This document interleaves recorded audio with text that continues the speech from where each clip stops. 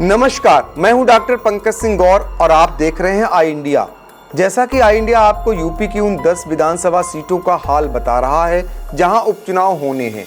ऐसे एपिसोड में हमने आपको मैनपुरी की करहल विधानसभा सीट के इतिहास से रूबरू कराया था। इसी कड़ी में आज के एपिसोड में हम बात करेंगे अयोध्या की मिल्कीपुर विधानसभा सीट की।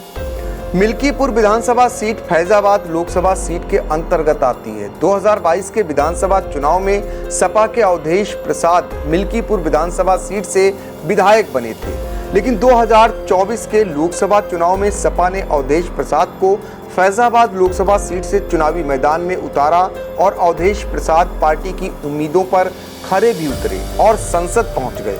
सांसद बन जाने के बाद अवधेश प्रसाद ने विधानसभा सदस्य से इस्तीफा दे दिया। ऐसे में अब अयोध्या की मिल्कीपुर विधानसभा सीट पर उपचुनाव होना है। आइए अब आपको मिल्कीपुर विधानसभा सीट के इतिहास से रूबरू कराते हैं।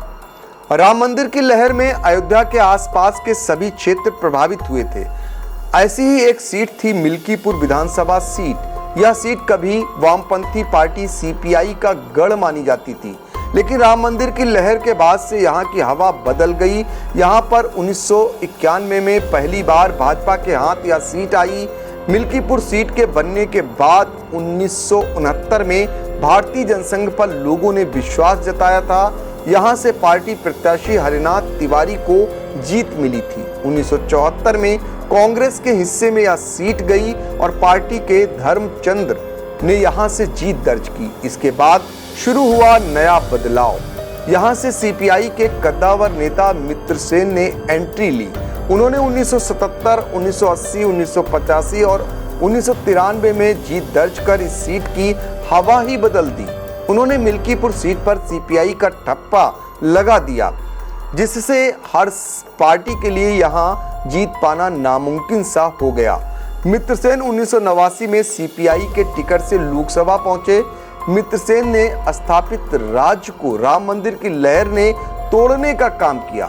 लेफ्ट के किले की सीमाएं इस लहर के कारण टूट गईं। 1991 में मथुरा प्रसाद तिवारी ने भाजपा के टिकट से यहां पर उतरकर लेफ्ट के राज को खत्म कर दिया।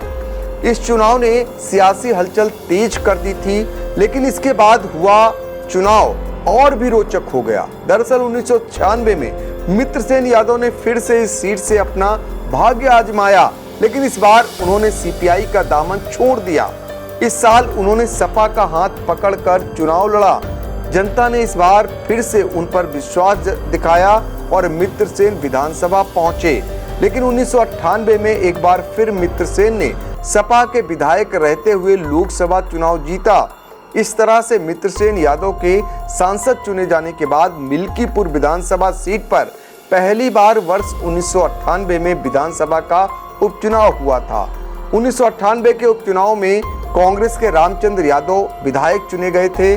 मिल्कीपुर विधानसभा सीट पर दूसरी बार उपचुनाव 2004 में हुआ था, जब सपा के तत्कालीन विधायक आनंद सेन यादव विधानसभा सदस्यता से इस्तीफा देकर बीएसपी में शामिल हो गए थे। इसके बाद उपचुनाव हुआ तो सपा के रामचंद्र यादव फिर से विधायक बने थे। साल 2008 के परिसीमन के बाद मिल्कीपुर विधानसभा सीट अनुसूचित जाति के लिए आरक्षित होने के बाद 2012 के विधानसभा चुनाव में सपा के दिग्गज नेता अवधेश प्रसाद यादव ने इसे अपनी कर्मभूमि बनाया और 2012 में अवधेश प्रसाद मिल्कीपुर से विधायक बन गए। जबकि 2017 के विधानसभा चुनाव में 2.5 दशक बाद भारतीय जनता पार्टी ने दूसरी बार जीत हासिल की। पार्टी के टिकट पर बाबा गोरखनाथ विधानसभा पहुंचे, लेकिन 2022 के विधानसभा चुनाव में भाजपा अयोध्या की यह विधानसभा सीट हार गई और यहां से सपा के अवधेश प्रसाद ने मतदाताओं का विश्वास हासिल किया। पासी समाज से आने वाले अवधेश प्रसाद अब अयोध्या के सांसद बन गए हैं और उन्होंने मिल्कीपुर सीट छोड़ दी है। उपचुनाव में यहां पर एक बार फिर सपा और बीजेपी के बीच सियासी टक्कर देखने को मिलेगी, लेकिन लोकसभा चुनाव में जिस तरह से मिल्कीपुर विधानसभा सीट पर सपा को बढ़त मिली थी, उसके चलते बीजेपी के लिए टेंशन बढ़ गई है। इसके अलावा उपचुनाव में जिस तरह से सपा को जीत मिलती रही है, उसके चलते भी बीजेपी के लिए अयोध्या की हार का हिसाब बराबर करना आसान नहीं रहेगा। अब बात मिल्कीपुर विधानसभा सीट पर जातिगत समीकरण की भी कर लेते हैं। मिल्कीपुर विधानसभा सीट के जातीय समीकरण को देखें तो सबसे ज्यादा लगभग 65,000 यादव मतदाता हैं। इसके बाद पासी लगभग 60,000, ब्राह्मण 50,000, मुस्लिम 35,000, ठाकुर 25,000, गैर पासी दलित 50,000, मौर्य 8,000, चौरसिया 15,000, पाल 8,000, वैश्य 12,000 के करीब हैं। इसके अलावा 30,000 अन्य जातियों के वोट हैं। इस तरह मिल्कीपुर विधानसभा सीट के सियासी समीकरण को देखें तो यादव, पासी और ब्राह्मण 3 जातियों के वोटर अहम भूमिका में हैं। सपा इस सीट पर यादव, मुस्लिम, पासी समीकरण के सहारे जीत दर्ज करती रही है, तो बीजेपी सवर्ण वोटों के साथ दलित वोटों को साथ कर जीतने में सफल रही है। अब बात यहां से चुनावी मैदान में उतरने वाले संभावित प्रत्याशियों की भी कर लेते हैं। बात अगर सपा की करें तो अयोध्या की मिल्कीपुर विधानसभा सीट से उपचुनाव में लड़ाने के लिए अवधेश प्रसाद के बेटे अजीत का नाम सामने आ रहा है। अजीत को इस सीट पर सपा के टिकट का सबसे तगड़ा दावेदार बताया जा रहा है।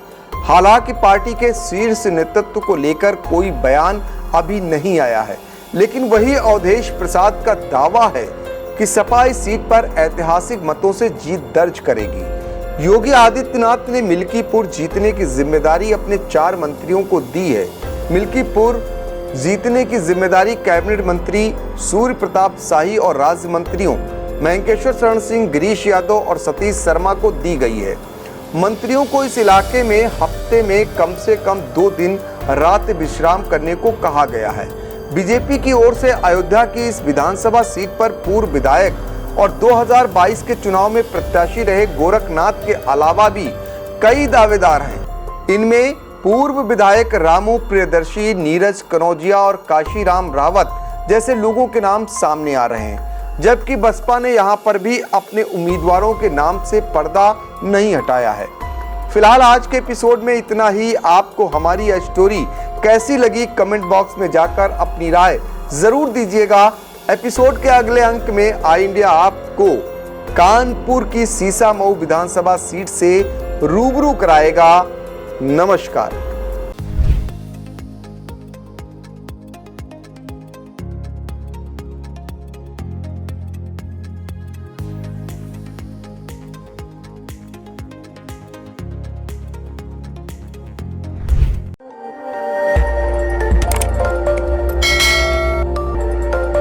खबर आपकी, नजर हमारी। देखते रहिए आई इंडिया।